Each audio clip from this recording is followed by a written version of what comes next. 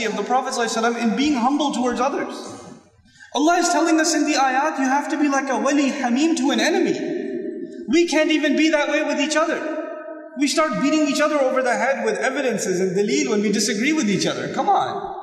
This is unacceptable, you know. So this is walija of the messenger being a walija. And then finally, other believers being a walija. If you find Allah to be intimately connected in your personal life, and the messenger to be intimately connected in your personal life, here's the part you need to pay attention to, then Allah will give you the best kinds of believers in your life. He will give you the gift of those kinds of friends that you can trust to the depth of your personal lives. And what a gift that is to have, because trust is one of those things that is gone in the ummah. Trust is, we're not an ummah of trust anymore. We cannot trust our neighbor. We can't trust people that we work with. We can't trust friends. We can only trust them to an extent. It's gone from our life. And Allah Azza wa Jalla is giving the secret to finding those kinds of friends. If you let Allah in and you let the Messenger in sallallahu alayhi wa sallam in your personal life like that, then the next step will be Allah will give you true believers like that. And we pray that Allah gives us those kinds of friends. Then, you know, and this is, by the way, one of those kinds of friendships that only Muslims can be. Remember I told you, can Muslims and non-Muslims be friends? But this is one of the special kinds of friendship that is reserved for believers. That level of friendship. And talking about that is the other one that is only for Muslims, bitana. Comes from batan. What does batan mean? Stomach. Bitana is actually a friend who keeps your secrets. So the other one was more involved in every matter. This one is, keeps your secrets. When you tell them something, hey, listen, something happened today. I'm telling you, don't tell anyone. You ever do that? Don't tell anyone. You know what happened? And you know what your friend does the second they're done. Actually, while they're still on the phone with you, they put you on speaker and they're texting the other one. Don't tell anyone, but you know what? That's not a bitana. You know, some of your friends, literally, they have a light stomach. And Urdu they say, na peti ka bada halka hai. Jiska halka pet ho. What does that mean? That means that this guy can't keep a secret. He can't keep it to himself. And sometimes you learn that the hard way. Sometimes with friends, you learn the hard way that if you shared something with them and you found out somebody else knows through somebody else knows through somebody else knows, and then it's coming to you, hey, I heard. You know? Like I was a really close friend when we were having our first child. Really, really close friend. I told him, hey, don't tell anyone, but I'm really excited. I gotta tell someone. We're having a baby. He's like, oh my God, yeah, I promise, I won't tell anyone. The next day I go to Jumu'ah. Congratulations! From like everybody, I go, what just happened? How did that get out? And I'm not even going to go back to my friend, hey, you told my secret? No, it's just that I won't tell him other stuff anymore, right? Learn my lesson. That doesn't mean he's my enemy now, by the way. It's not like when I see him next time I go, toot, I don't want to talk to you. It's not the case. But it's just that kind of relationship is not going to be there. Other aspects of relationship will still be there. Respect and, you know, mutual sharing and even enjoying each other's company, that'll still be there. So that's bitana. Allah says, Ya ayyuha alladhina amanu la tattakhidhu bitanatan min dunikum la ya'lunakum khabalan waddu ma anittum. Don't take secret keepers other than yourselves. Meaning for Muslims, especially, and this is actually in the context of the battle of Uhud also, the ayat from Surah Al-Imran. And Uhud is a difficult military situation for the Muslims, right? And which other religious communities live in Medina? The Christians live in Medina and the Jews live in Medina.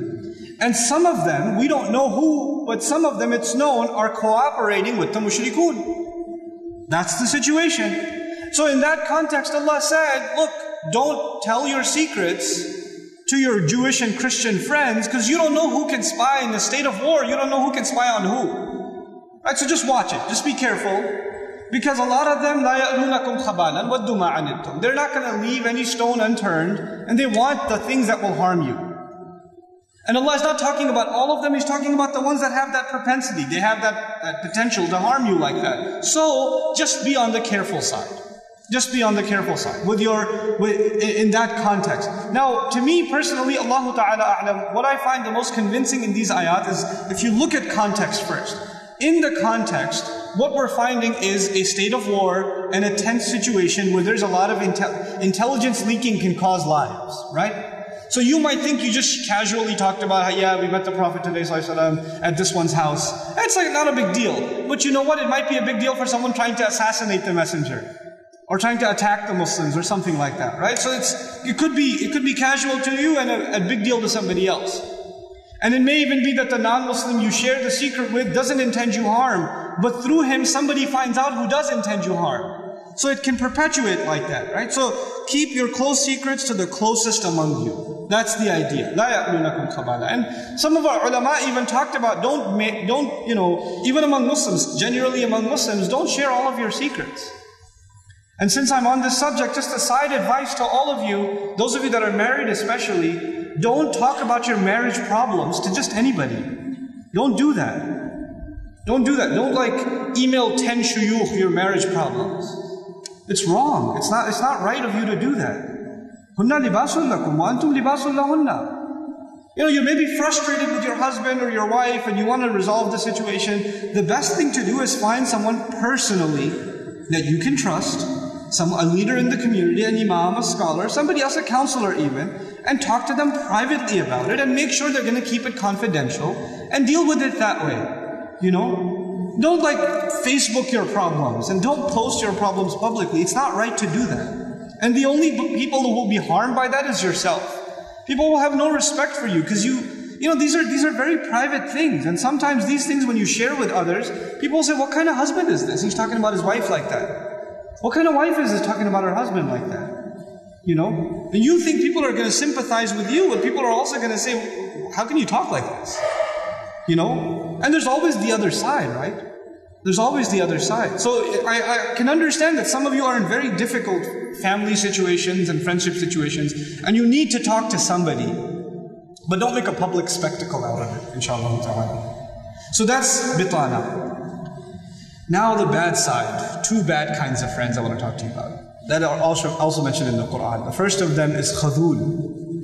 Khadul by definition, khadala in Arabic, is from close to the meaning of khada'a, deception. Khadul is a friend who only acts like your friend until the moment of truth. And then you see their true colors. So they were with you, they were just like you, and they were alongside you when times were convenient. And then when times became tough, all of a sudden they disappear on you. And you were relying on them to be there for you, but they're nowhere to be found. This kind of thing is called khadul. And this is a sirat al-mubalagha. It's extremely deceptive. An extremely disappointing friend who leaves you hanging at the worst possible time. And this is the description in the Quran of shaitan. وَكَانَ الشَّيْطَانُ لِلْإِنسَانِ خَذُولًا. Shaitan has been a khadul to the human being. Why is Allah saying that? Because man, he's going to act like your friend in this life. He's going to make you get into things and he'll convince you it's for your own good and it's for your own entertainment. He will make you watch movies and watch filth. He will make you buy stuff. He will make you go places. He will make you say things. He will make you build the wrong kinds of friendship, all of it. And you'll think, man, life is good. I'm living it up. This is all khadal. Because when you get to Judgment Day, he's nowhere to be found. Where is he? I thought he's going to help me out here. I listen to him so much. The Judgment Day comes and he goes, look, hey. I'm not an authority over you and you're not an authority over me. Let's just enjoy the barbecue together. That's what he's going to say on Judgment Day. So this is khadul. And this is something, you have to ask yourself, are you that kind of person? Are you the kind of friend who you're with your friends and when they need you, you just kind of conveniently send them the voicemail.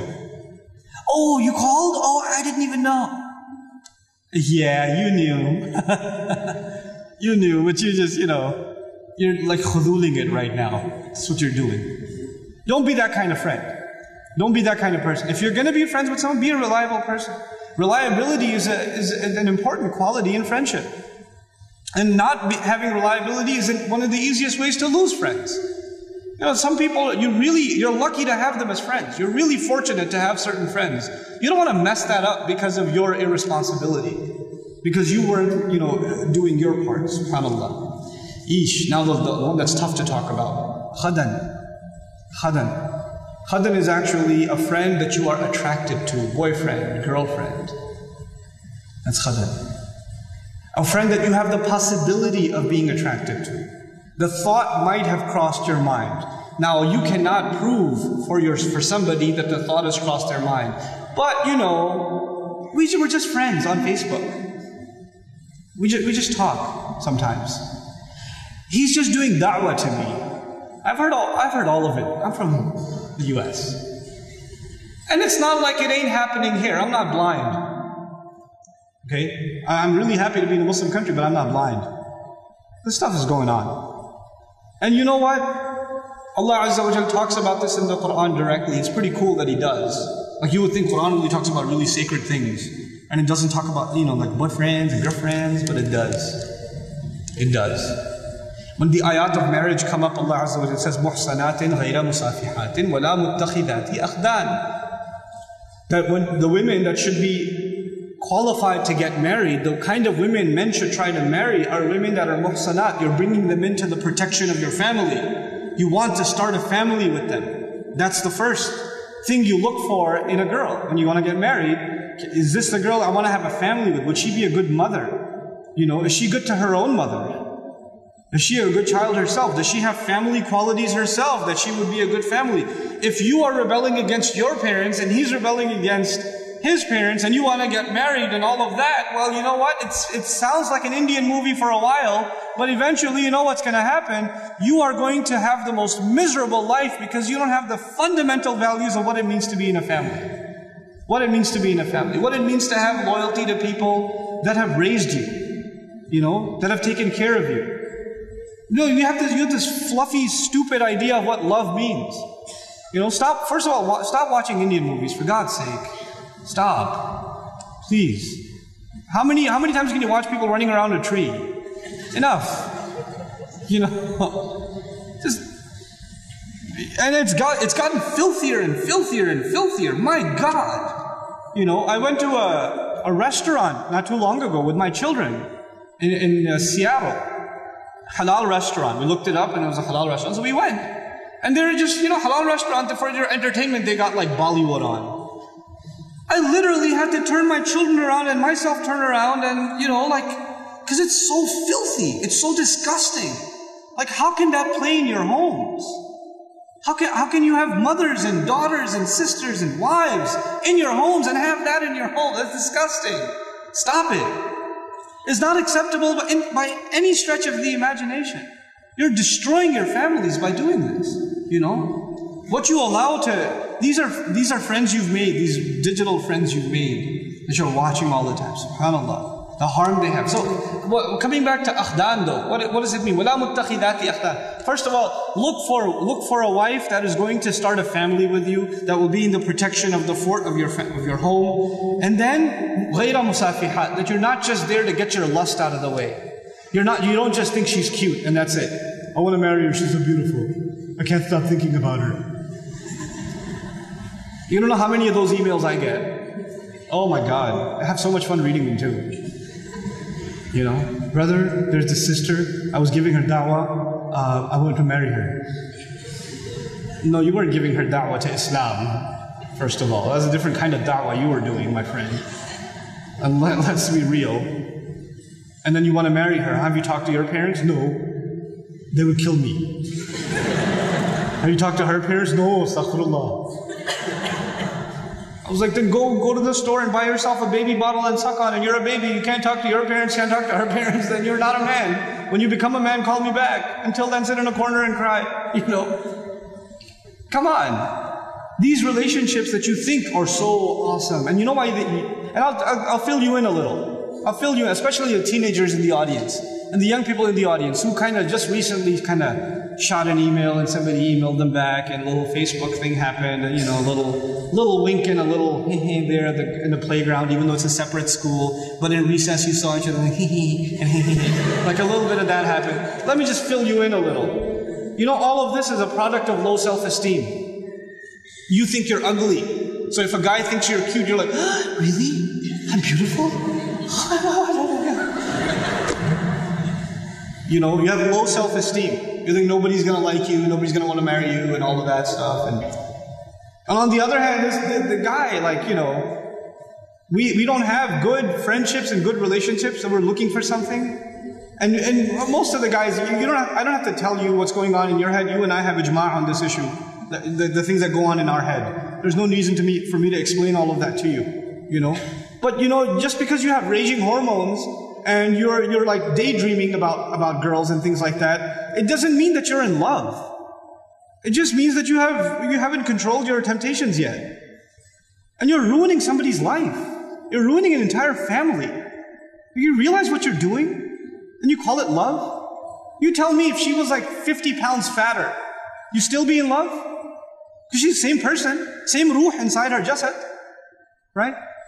If she was a burn victim or something, if her hand burnt off, or her ear was missing, you still be in love? Or you find somebody else to love all of a sudden? And if you can't answer that question honestly, then come on, you're not in love, you're just hormonal. That's all you are, you know? This is what we've done to relationships that are supposed to be beautiful. Marriage is supposed to be a beautiful relationship. It's supposed to be a lifelong relationship. But because you're watching all of these models on TV and stupid, like, you know, women that are just throwing themselves at men and all this stuff, and you've developed this delusional concept of what it means to have love in your life. Delusional concept. Our deen came to free the world from this nonsense. To free it. Because we have a more mature understanding of what it means to have love in your life. You know, to have, I'm not saying you shouldn't marry someone you like, you should. You should be attracted to your future spouse. All of those things are fine. But there's a decency that you have to exhibit before then. You know? And if you're okay with talking to a girl like that, you should be okay with somebody talking to your sister. You're okay with that too? Not if you have any ounce of decency left inside you. If you do, then, you know, this is how we have to end these things. And now if you've been in that kind of relationship, or you're in one of those relationships right now, nobody knows. Only Allah knows and you know. Don't raise your hand, please. Right? But I'm saying, you're like, oh, after today's lecture, I have decided I no longer want to be your friend. You know, don't even write that, because even then you're looking for a response. You're kidding yourself. And then you're checking, did she write back? Yes, we should no longer be friends. And then you'll write back, you're right, we really shouldn't be friends anymore. And then she'll write back, yeah, never again. And then you're still doing it. Just stop, just cut it off. Just cut it off. It's not good for you. And guys, I've done a whole series on shame, so I won't repeat the whole thing because it took hours and hours and hours, but I will tell you this. It's okay to be attracted to a girl. Allah put that in you. You're not evil for finding a girl beautiful. It's not haram for you to feel that way. You have to control it though. You have to control yourself. Our deen teaches us self-control. And if you cannot exhibit self-control in one aspect of your life, you'll lose self-control in other aspects of your life. Same thing for you. Same thing for you. Control yourself. Control your giggle. Control your overly friendly demeanor in certain situations. Don't be oblivious to, don't say we're just friends, or he's like a brother to me. If he ain't your brother, he ain't your brother. That's it. That's it. Either he's your brother, you share a mom, or he's not. And that's the end of it. We're like friends, we're just friends. There's no such thing. Every time I talk about dumb Muslims, I get a list. We're just friends. Like that. It's a thing. Okay, moving along. So, we talked about that a little bit, and I will talk to you about the next kind of friend is a qareen. That's a really cool kind of friend. I've talked about it extensively. I think there's a lecture of mine online on it. So I won't give you a long dars on qareen, but I do want to tell you one thing about qareen. Qareen is someone who is an equivalent to you. Actually, qaran in Arabic is used for a rope. The same rope holding two camels together is qaran. In Lisan al-Arab, Ibn Mandur argues, when two camels are standing together and they're tied by a rope, that rope is called a qaran. So a qareen is someone who's side by side. This one moves, this one's forced to move. They're always moving together.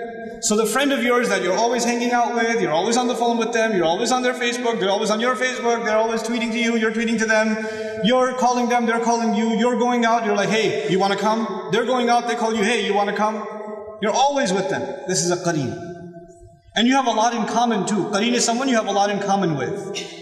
You can't tie two camels together, one is really short, one is really tall. You gotta have some equivalence. You can't tie two camels together, one is really fast and one is really slow. You understand? So they have to have they're very similar to you. You think like one, you share a brain or something. People see you in a public gathering, they think, hey, are you guys twins? Are you guys brothers? Are you guys sisters? You're like, no, we're just friends. You know? That relationship is a qareen.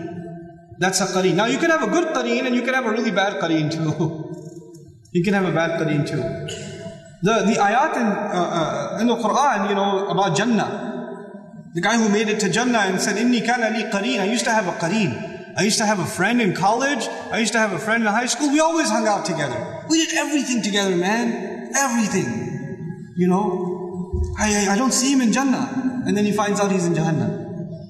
And then he remembers how their friendship broke off. Because his friends started making fun of the akhirah, started partying, started living the life. And then the qareen said, look, I can be a sadiq to you.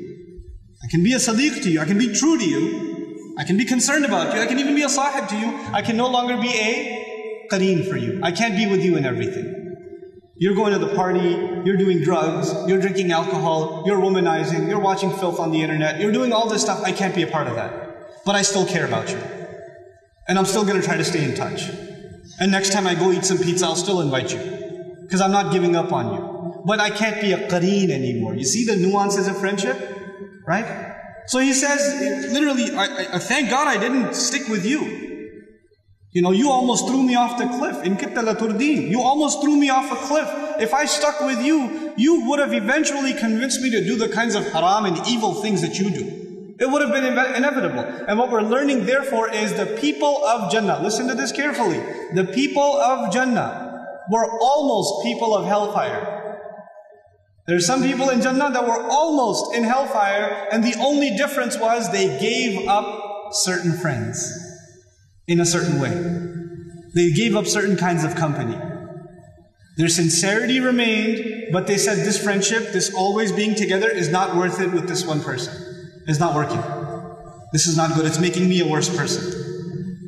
And some people will have the maturity and the strength to cut those relations a little bit, not entirely like I keep saying, and some people won't have that strength. And that might be the difference between who's in Jannah and who's in Jahannam. That's pretty serious stuff. That's really serious stuff. So watch out who your constant friends are, who your best friends are, who your friends that you're always talking to are. What are they talking to you about? What are they like? You know, one of the things that we're forced to do in the United States is to give our children freedom, to make whatever choices they will. When they go to school, they'll make all kinds of friends. And the kind of friends I will approve of, and the kinds of friends I won't approve of. It's not up to me who their friends are. I can only try to guide them as only so much, and then they'll have to make their own choices. And it warms my heart when sometimes I hear from my daughter, we're just having a casual conversation, you know who your friends are, and she'll say, yeah, I used to be really good friends with this one.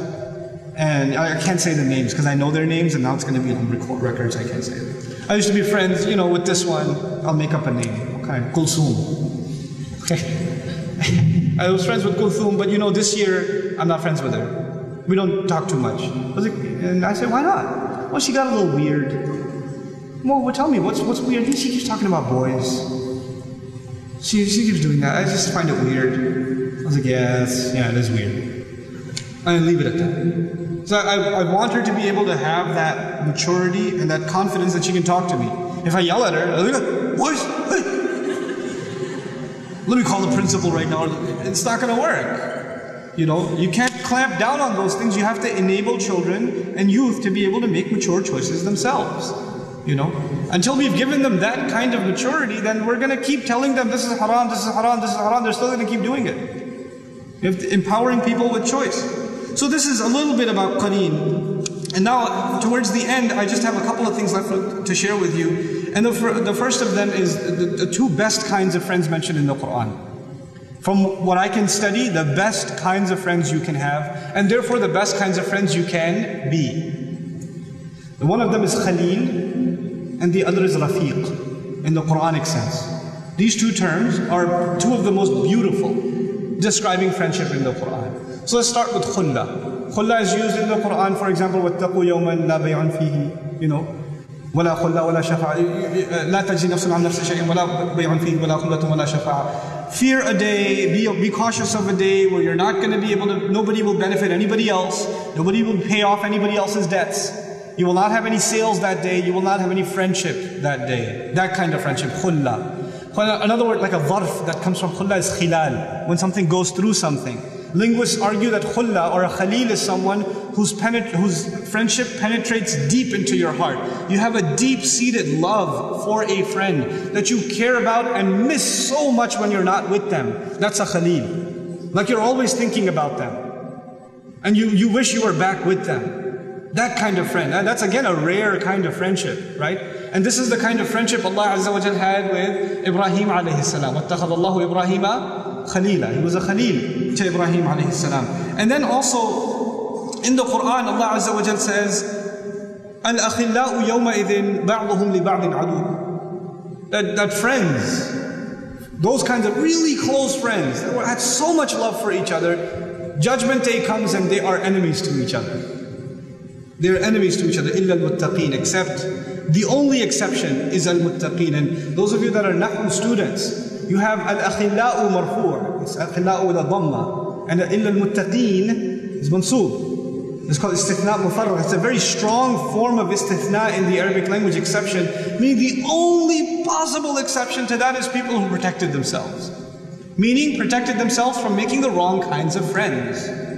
Everybody else, you can think you're the best friends, man. This is my ultimate friend. This, you know how we say in America, this is my dog. You know, you don't probably say that here. It doesn't work. Like, what'd you call me? I'm no longer your friend. But you know, but that kind of friend, Judgment Day comes and they're no longer friends. Except people of taqwa. What does that mean? Make your friends based on how conscious of Allah they are. You know, how responsible they are to their deen, to their family, things like that. Last couple of things, inshallah ta'ala. Judgment Day comes around, and Allah Azza wa Jal says, وَيَوْمَ يَعُضُ الظَّالِمُ عَلَى يَدَيْهِ يَقُولُ يَا لَيْتَنِ اتَّخَذْتُ مَعَ الرَّسُولِ سَبِيلًا. The Day of Judgment comes around, and the wrongdoer is like chewing on his hands. He's like biting his hands out of frustration and saying, if only I took up a path alongside the messenger. Sallallahu alayhi wasallam. What does a path mean? It's a very beautiful illustration in the Arabic language of a lifestyle. If I only had a lifestyle that is alongside, parallel to the lifestyle of the messenger. Sallallahu alayhi wasallam. And when you go on a path, when you go on a particular path, then you will find particular travelers with you on that path. Every road has different cars, right? You can't have every car on every road. So when you take one road, you only find certain cars on that road. When you're on one flight, you only find certain passengers on a certain flight. When you're on this path, there's only certain kinds of people that want that destination that you'll find. And those are the friends you'll end up making.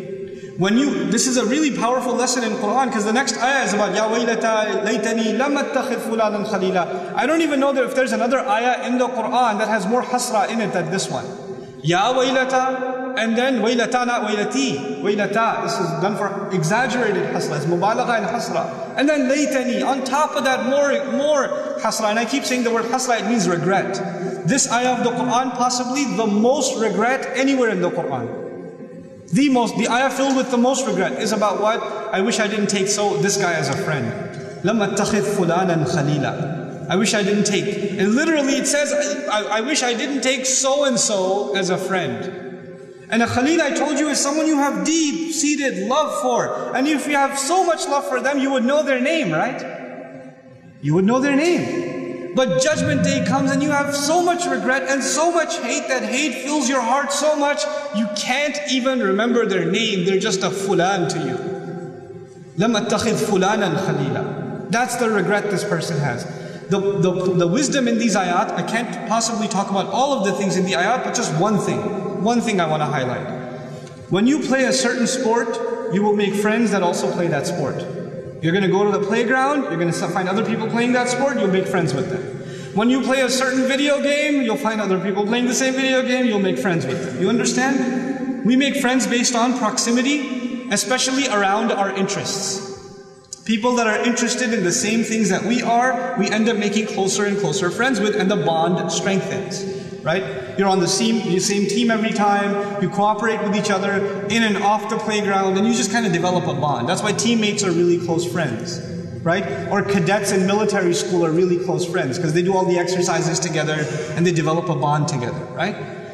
Now this is the kind of friendship that is being described when the man says Ma'ar Rasul. That if I only took up a path alongside the messenger.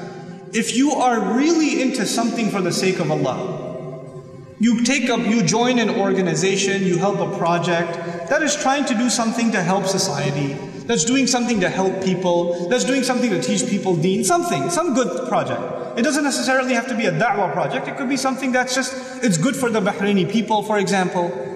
You know, or it helps the youth, like, you know, Care One, you're volunteering here. You know what's going to happen? You're going to start making friends that share the same concern. And as you get more involved in those activities, those are some of the closest friendships you have, because those friendships were formed under the shade of Allah. Like, you came together because of Allah.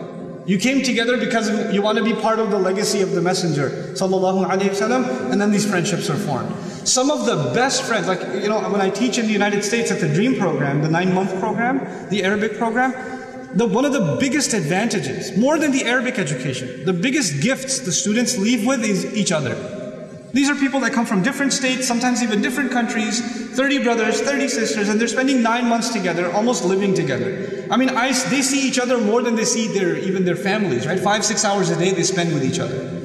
And by the end of it, every single graduation, there are grown men and women crying their face off, including myself. Because we're going to miss each other so much. Because such a bond is created, right? So that's what you want to do. You want to have friends that you formed because you share a mutual positive activity. You're part of something good, and you share an activity together. So that's some things about Khalil. And finally, the best. So I know it's been a long time, I know. You guys doing okay? You guys doing okay? Okay. So the last one is Rafiq. Well, first I want to describe what Rafiq means. Rafiq in Arabic, or Rifqa or Rafq in Arabic, also means comfort. And a mirfaqa is actually a pillow on your back. If your back is in pain, you put a small pillow to ease your pain. And also a cushion, you know those small cushions on a couch? They're also called mirfaq, because you lean on them and you put your pressure on them and they help you relax. A Rafiq is a friend that when you're stressed out, when you're in trouble, when you're having a hard time, going to them is like comfort. They're like a pillow to you can lean on anytime. And by the way, when people are reclining on a pillow, are they sitting formally or informally? Informally. They're relaxed. This is a friend. You don't have to act a certain way in front of them. You don't have to be super formal. You don't have to watch what you say, like super careful. Are they going to take this the wrong way? Are they going to get angry if I say this? You can chill. You can relax with that kind of friend. You can just be yourself. That's a Rafiq. Now, here's the beautiful part of this. If you just met me, right, and we're sitting in a guest room together, you're going to act a little formal. You're going to sit like very civilized and Assalamu alaikum, brother Nouman. Like, I won't do that, but you will, chances are. And I get that. Sometimes when people get really, really formal around me because they get a little weird around me. It's like, I have that effect on people apparently, right? So, can you imagine that one day we're going to be in Jannah by Allah's mercy, and we're sitting like next to Umar radiallahu anhu, and he's like twirling his mustache, like he used to do in dunya, sometimes you should say, right? He's just sitting there. Are you not going to be nervous? I would think I'd be really nervous sitting around Umar radiallahu anhu, like, Like, you know what happened to me recently? I was in an elevator in Kuala Lumpur. I was in an elevator with Sheikh Aid al-Qarni and I didn't even know. We're going 17 floors up the elevator. And I'm super nervous. This is a sheikh in the elevator. I gotta behave myself. I mean, you can't do too many crazy things in an elevator. I mean, yeah, but you still get nervous, you know? But the idea of, just being super formal around someone because you have a lot of respect for them. We do this in many cultures, we do this with our parents. Right? If your dad walks into the house, they're like, oh, Baba's here. Like you stop breathing properly and you just, that happens. But you know what? Allah Azza wa Jal describes one of the most beautiful ayat. وَمَنْ يُطِعِ اللَّهَ وَالرَّسُولِ فَأُولَٰئِكَ مَعَ الَّذِينَ أَنْعَمَ اللَّهُ عَلَيْهِمْ مِنَ النَّبِيِّينَ وَالصِّدِّيقِينَ وَالشُّهَدَاءِ وَالصَّالِحِينَ. This is the part of the ayah that gets highlighted all the time. That those who obey Allah and the Messenger are going to be among those that Allah did special favor on. They will be counted among which category? They will be in the ranks and be able to have company with the prophets, those who confirm the truth in the prophets, ash-shuhada, those who died for the sake of Allah and bore witness to the truth, and good people, as-salihin. These are the 4 categories, at the bottom of which is the most number, as-salihin, good people, right? Good people. And then at the end of it all says, وَحَسُنَ أُولَٰئِكَ رَفِيقًا. What an awesome group of friends these people are. And what kind of friends? Friends you're comfortable around. Can you imagine being comfortable around Rasulullah sallallahu alaihi wasallam and not being nervous? Can you imagine being comfortable around like the best of all the prophets? Like you're hanging out with Nuh alayhi salam and you're chilling on your pillow like it's all good. You know? Somehow, we can't imagine that. That's beyond our imagination. But Allah is giving us that gift in Jannah. But the beauty of this ayah is that's actually, it didn't restrict the conversation to Jannah. It didn't restrict it to Jannah. That we can have that rifq. And that rafqa also with each other, Muslims with each other in this world. That we find good people that we are comfortable around. That we can be ourselves around, that we don't have to be fake around and wear super brands around and say things that are supposedly there to impress them, and we don't have to impress them with our epic tweets and our ridiculous photos or whatever. We don't have to do that. They just think we can be ourselves with them, and they're good people. They're salihin. That's a gift of Allah. The last thing I'm sharing with you this evening. Allah Azza wa Jal talked about this in Surah Al-Ankabut, one of my favorite surahs in the Quran, Surah Al-Ankabut, the 29th surah. The 29th surah is a late Makki surah. A lot of young Sahaba were there in that struggle along the Prophet ﷺ, who lost their friends. Parents didn't want to talk to them anymore, friends didn't want to talk to them anymore. They were getting boycotted only because they were Muslim. You know what we're learning from that? And they're the best people. I mean, they're really the best people. And they're boycotted. You know what that means? When you decide to take a turn in your life towards Allah, chances are you will be boycotted by your friends. Chances are you will lose friends along the way. Chances are your people are not going to want to hang out with you anymore. You used to hang out with your friends and do all kinds of things with them. Now you say, no, I can't do that. I don't want to go there. I don't want to do this. No, I'd rather not watch that. You had a friend, you guys used to talk about girls all the time, but then something came and you made istighfar, then he calls you again. Yo bro, guess what I just saw? Guess who I just talked to? And you're like, I don't want to talk about that, bro. It's okay. Whoa, what happened? What happened? Well, you were okay with that last month? Yeah, that was last month.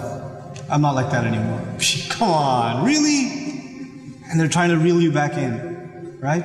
But then you just stop yourself. You stop yourself and you say, no, I can't do that anymore. So you know what's going to happen? They're going to say, you're no fun anymore.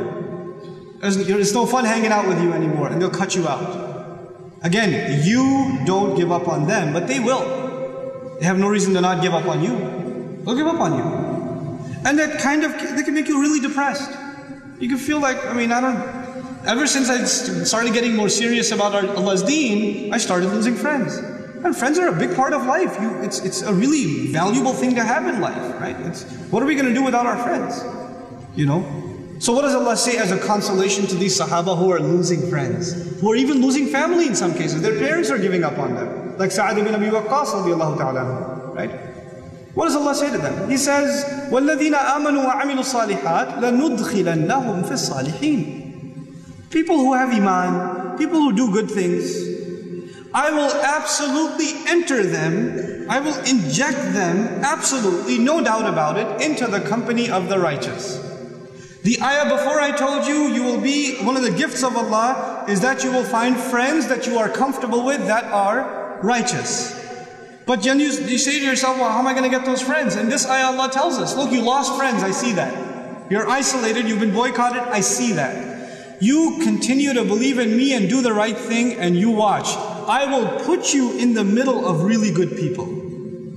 I will do that for you. لَنُدْخِلَنَّهُمْ فِي الصَّالِحِينَ يَعْنِي فِي الدُّنْيَا وَالْآخِرَةِ. He will enter you into good people's company here and in the next life. What more can we ask for? And I can tell you, this is an absolute fact. It's an absolute fact. The organization I represent, for example, is not a one-man show. It's not just me. Actually, most of the things that get done in my organization, almost all of the things that get done in Bayyinah, get done by someone other than myself. I'm actually the one who does the least amount of work at my organization. Everybody else does the work. But Allah has put people in my path that I couldn't possibly have found them through a job search or through like, I need some good volunteers and things like that. Allah put them in my path. And they're priceless people to me. They're the most valuable people to me, you know. And some of them are friends, some of them are employees, and even as employees they're friends, and they're the most valuable assets you can imagine. People that are in business can testify. People that are in business know the hardest thing you can find is people you can trust. A business partner you can trust, an employee you can trust, you know? It's the hardest thing to find. And Allah is saying, you just try to do the right thing, and I will give you that. I will give you the ultimate gift of great friends. And that's really what we want. We want the salihin to be our friends, the good people to be our friends, righteous people to be our friends, so that that comfort we have with them in this dunya doesn't disappear in the akhirah. You know, Allah already said that. Friends will be enemies on that day. People are going to run from each other on that day, but not these people. إِلَّا الْمُتَّقِينَ. Except people of taqwa. So that's really my hope for myself and for all of you.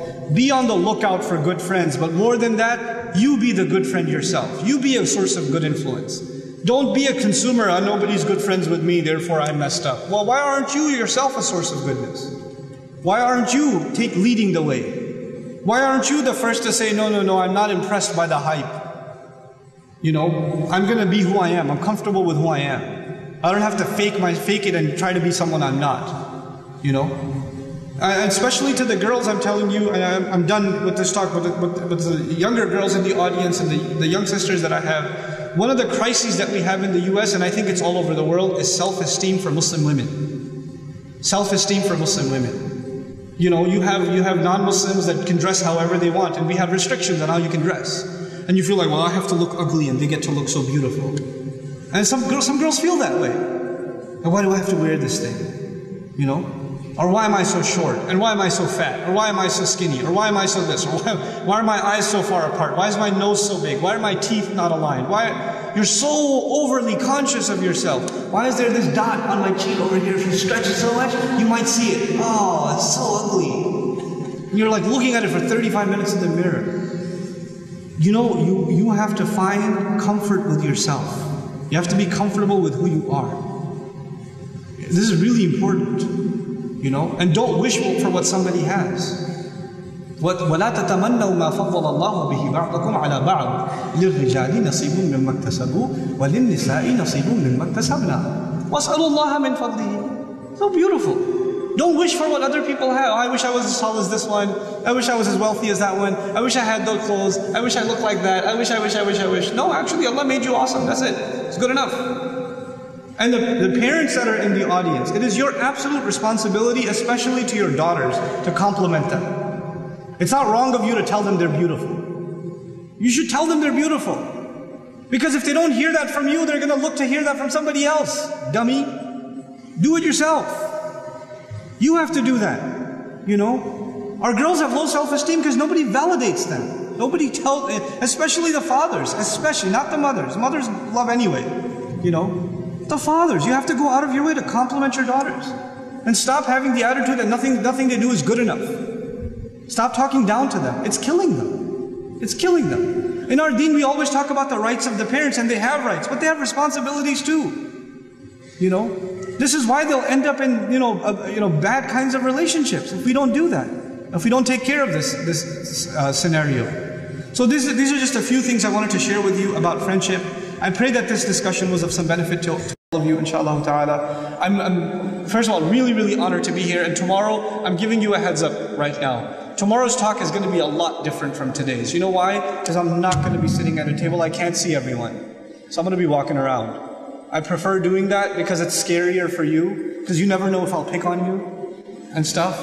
And it's better, it keeps you awake and afraid. You're worried for your dignity. So, and I don't mind picking on sisters. I'll pick on you. I'll just, like, no, he would never. Yeah, I would. So, but inshallah ta'ala tomorrow, I wanted to especially talk to the young people, and I want the younger people in the front rows tomorrow. Because I want to make eye contact with you and talk to you about responsibility. And it's an important conversation. being adults, being responsible. That's the conversation inshallah ta'ala tomorrow. I hope I see all of you then. Barakallahu li wa lakum fil Qur'an al-Hakim wa nafa'ani wa iyyakum bil ayati wa dhikr al-Hakim. Assalamu alaikum wa rahmatullahi wa barakatuh.